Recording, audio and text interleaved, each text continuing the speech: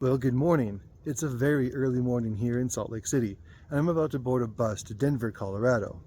Now, the way most people get from Salt Lake City to Denver is by car or by airplane. Now, today neither of those options worked well for me, so today I'm going to take the bus to Denver and then take the train back to Salt Lake City tomorrow, and we'll see how this all works out. Now, because the bus does leave so early, about 2 in the morning, the way I'm beginning my trip today is on foot. But I'm not going to walk all the way to Salt Lake Central Station where the bus leaves. Thankfully, because I have a Hive Pass and Salt Lake City's green bikes are included in the Hive Pass, all I need to do is walk outside my neighborhood to the nearest bike station, which is just across the street there, across 900 South, since I live in Liberty Wells. So, what I'm going to do, just cross the street, grab the bike since they are available at all hours of the day, and ride a couple blocks over to the bus station. Wait. All right, look at that. Yeah, there's an electric bike there. Now, this is a major UTA bus route, but of course the buses aren't running this time of night, so the only way to get there is by bike. All right, now I've safely crossed the street. My bike has a light because it's an electric bike, and look at that, I'm not even the only one awake at this time of night. The 9-line trail gets used all hours of the day. Ha! Here's Main Street. Very sleepy city.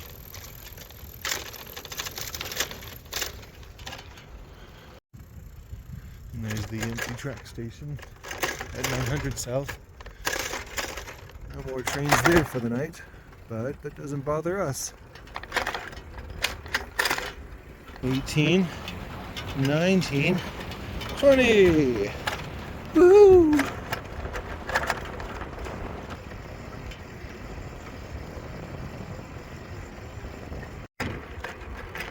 Yep, here's the rail yards.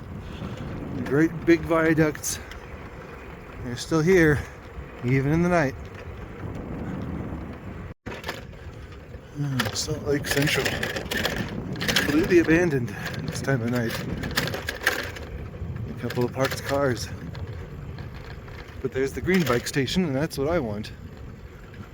It's a popular place. Only a couple spots left.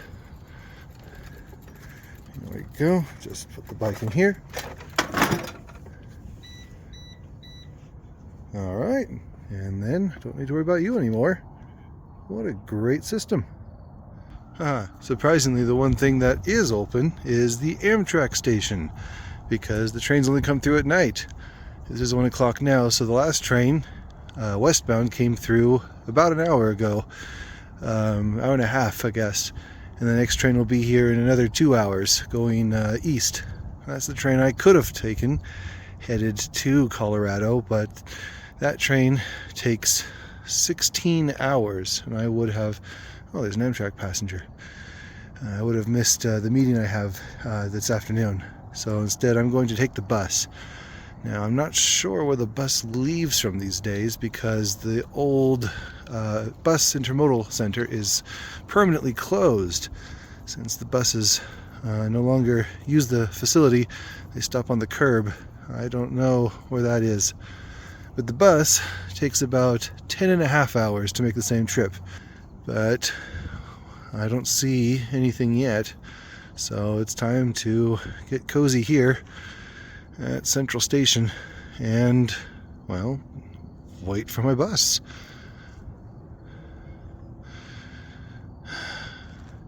Kind of strange that that's closed, the bus station.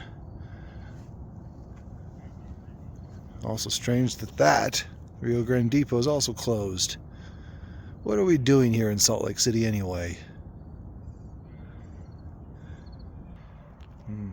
There's the sign making it official.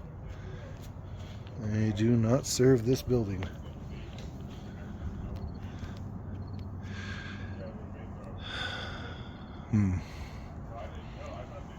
Salt Lake City in neon letters. That note light up anymore. Yeah, that really is a much better building. Much rather be inside there, waiting for a train. But instead I'm here, in the street, waiting for a bus. Not a whole lot to make it comfortable to wait for a bus out here. It's an empty field of rocks.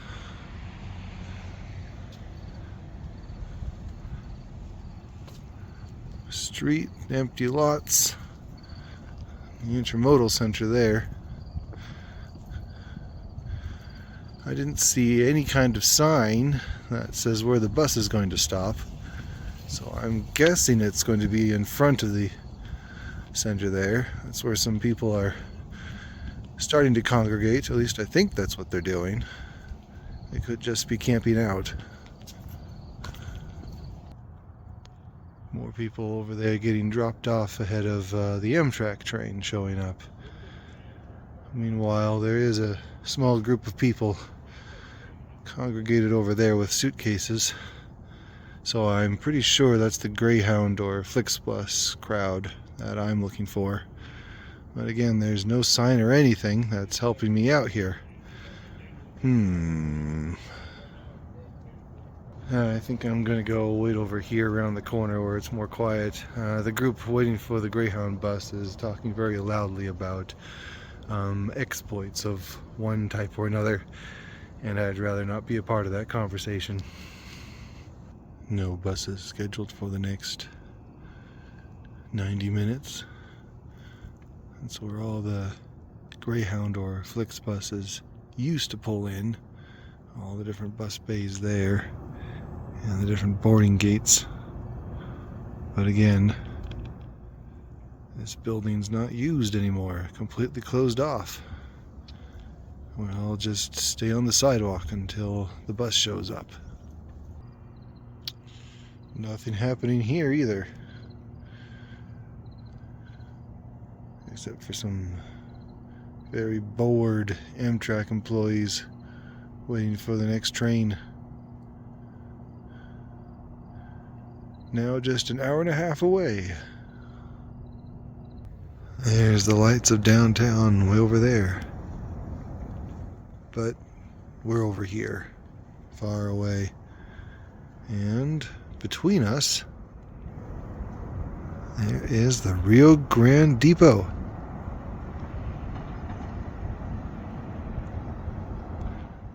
But we're not there either. We're here at the abandoned bus station. It's actually impressive how busy the Amtrak station is getting this time of night. It's almost 2:10 in the morning, and the place is getting full of people. There's definitely demand for passenger trains. Imagine how many more people would be here if the train came through in the daytime and we had a better place to get on the trains than here. I was about to get worried that the bus was late, but this looks promising. All right, I think that's it.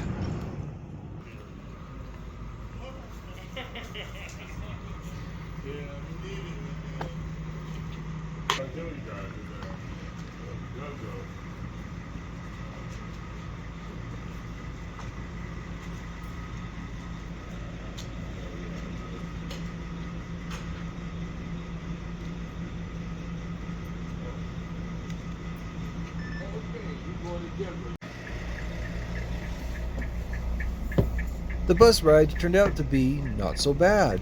I was able to sleep about as well as I expected to, and at the various fresh air stops, I made friends with my fellow passengers, including all the men I had avoided earlier.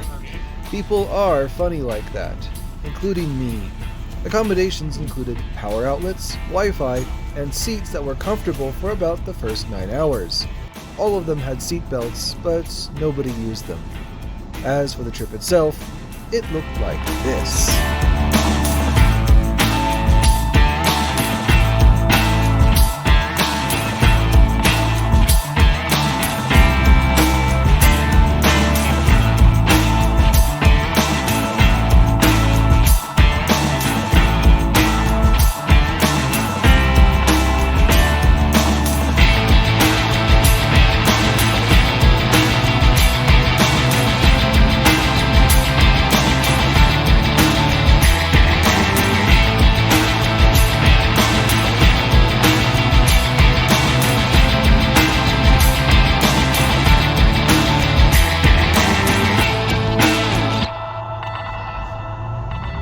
After a delay of an hour and a half while we changed drivers in Green River, the bus finally arrived at the underground bus terminal in Denver at 2 p.m., or 12 hours after leaving Salt Lake City.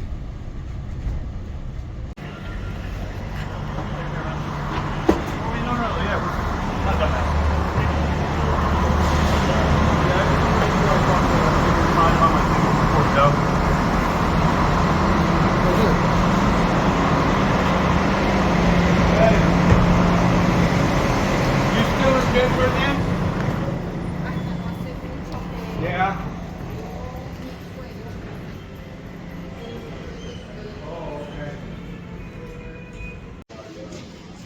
All right, this is Denver. Let's have a look around.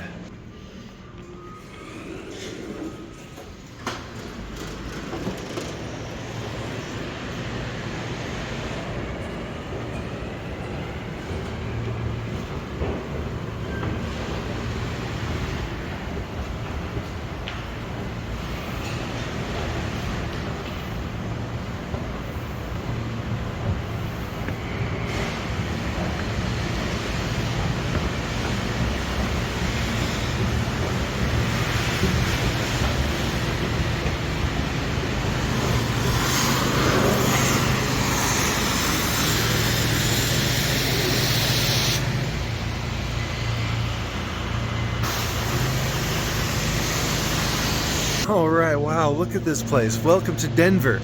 This is Denver Union Station, and as you can see, there's sunshine and there's signs, there's buildings, there's people here because the people want to come to a place that respects them as travelers, not just leaves them on the curb with nothing to do.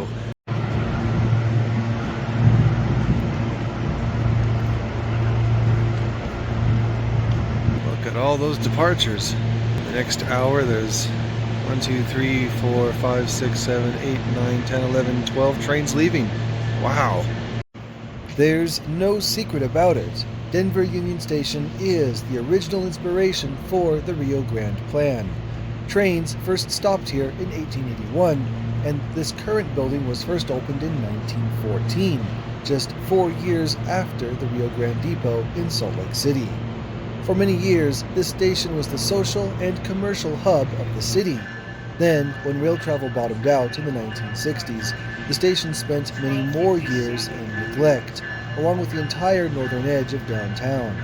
Beginning in 2009, the station was completely rebuilt as part of the Fast Tracks project, which constructed a huge underground bus terminal with 22 bays below new platforms for 4 new commuter rail lines, plus 2 more platforms for the existing intercity rail, and new light rail platforms off to the north. The station costs alone for this project reached about $500 million.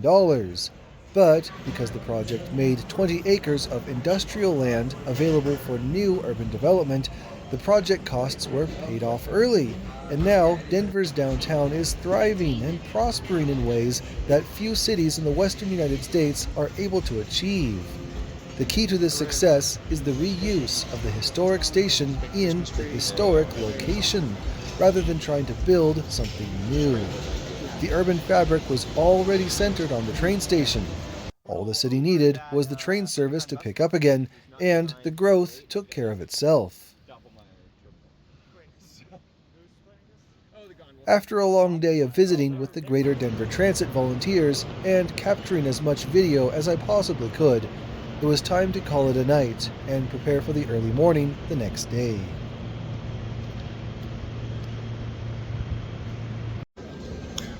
Alright, now it's time for the return journey. I'm back at Union Station. Let's take the train home. Here is the line.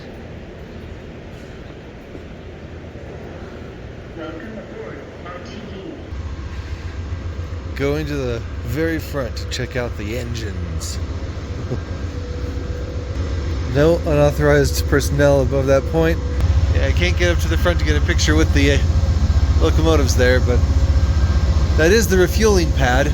They do have equipment up there to get the trains all ready for the trip. Anyway, let's head back to our car, second to last.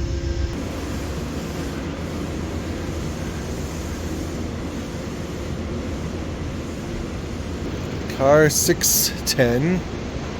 Or is it car 510? Alright, well, let's see what we have here.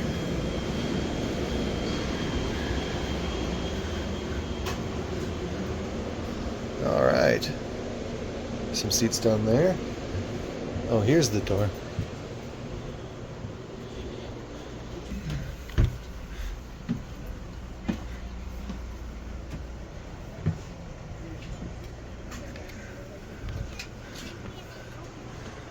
Alright. Seats 1 through 30.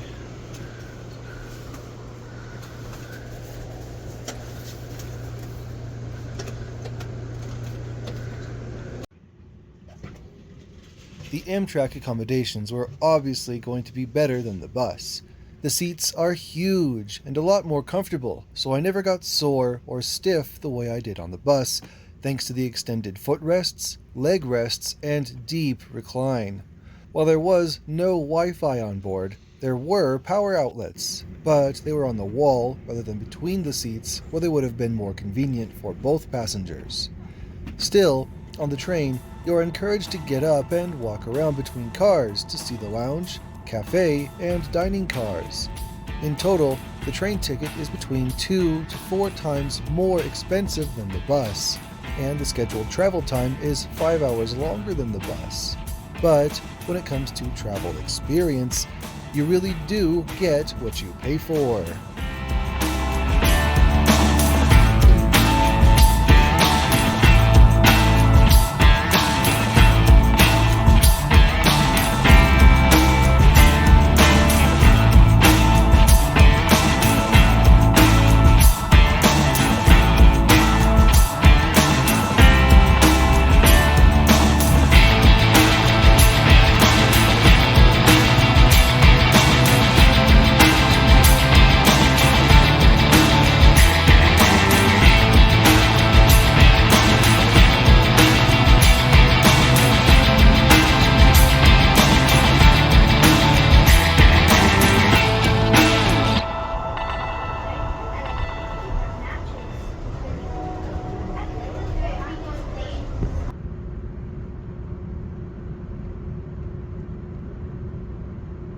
After 16 hours on the train, we pulled into Salt Lake City just before midnight, running only 25 minutes late. That matches the median arrival status of all westbound trains into Salt Lake City since COVID-19. The average delay is just over an hour, so it could have been a lot worse.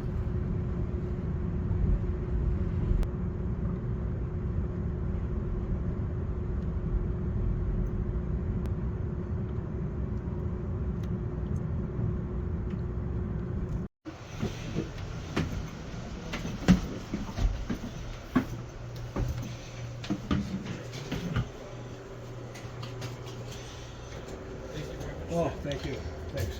Thank you. What's the gap here? Oh, yeah, of course. Yep, there's the gap.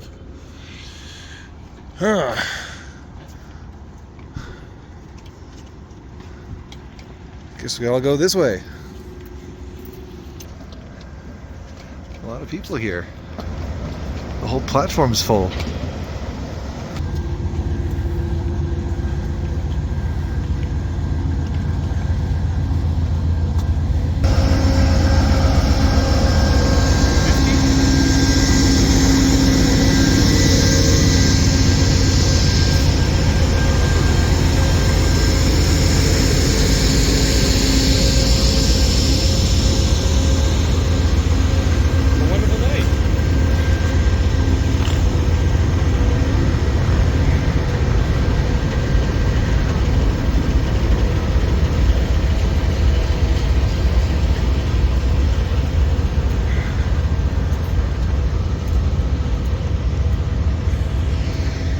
There we are.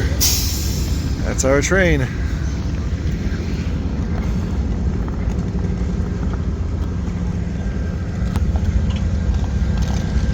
Both ways is a front runner coming, but not yet.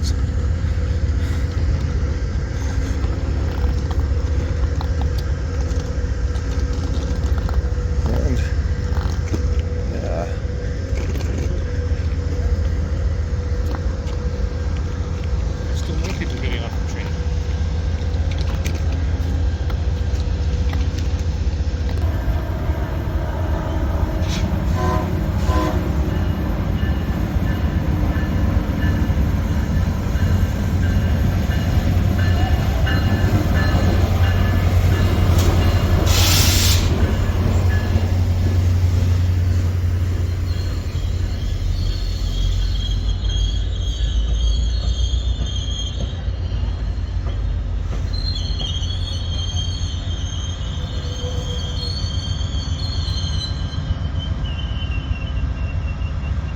Okay.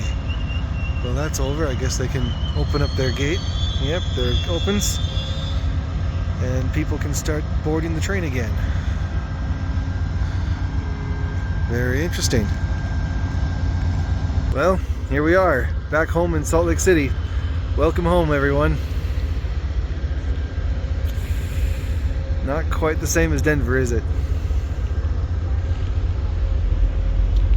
Time to get home. Looks like there's some e-bikes waiting for me. Got a few passengers being picked up over there. Got some other people over there. Again, everyone's just getting picked up because there's no real good ways to walk out of the station. You have to find a friend because aside from that front runner that goes to North Temple, there is no service to this station tonight, except for maybe that hotel van there. Yep, and now that all the passengers are aboard, the station goes back to being nice and quiet again. Goodbye, Amtrak. Thanks for the ride.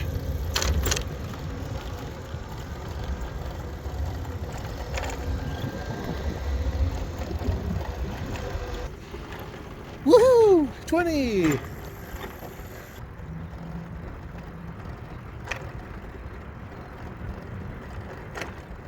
Back here again. And we hand this up. Put that in. We're all done. That green bike just saved me 3 miles of walking. Okay, I think I'm on a quiet enough street now to do a little report. Well, what do you think about that trip? Out to Denver and back, featuring Salt Lake Central Station and Denver Union Station. Obviously, one is very different from the other. The joke that we tell to each other is that UTA, has the Front Range passenger rail, the front runner, that Colorado wants, and Colorado has the Union Station that Salt Lake City wants. Now we can both learn from each other. Now, this wasn't meant to be a bus versus train video. Obviously, the bus I took was faster and cheaper, and the train was more expensive and slower, but of course a lot more comfortable too. And you could see that the bus had mostly grown men on it, and the train was full of all kinds of people, especially families with little children. And I really liked hearing all the excitement among all the passengers and the people taking pictures of the scenery. And so they're both good options, just for different use cases. But this isn't meant to be a video about buses versus trains. We need them both. But we do need is a central station in Salt Lake City, one that acts like Denver Union Station, one that creates a sense of dignity for the people using public transit to get around in Salt Lake City and to arrive and depart from our city too. You can see how Denver's Union Station integrates with the rest of the downtown and how people come and go, and it's a real place of gathering and meeting, whereas Salt Lake Central Station is a dead zone in the middle of what should be a vibrant downtown. And it's all based on how the infrastructure works, how the trains in Denver come and go, how the buses have their below grade and underground bus terminal, whereas at Salt Lake Central everything is flat, laid out on the open. There's just too many railroad crossings. The freeway bridges are there. Nobody wants it. Nobody wants to be there. And it's just not the same experience. I hope this video has shown that there's a stark difference and that people in Denver are already living in the future that we in Salt Lake City really want to have. And it helps illustrate the difference in quality experience about traveling from Salt Lake City and to Salt Lake City versus arriving in Denver. Well, that's my vlog. I'm Christian Linhart. Thanks for watching.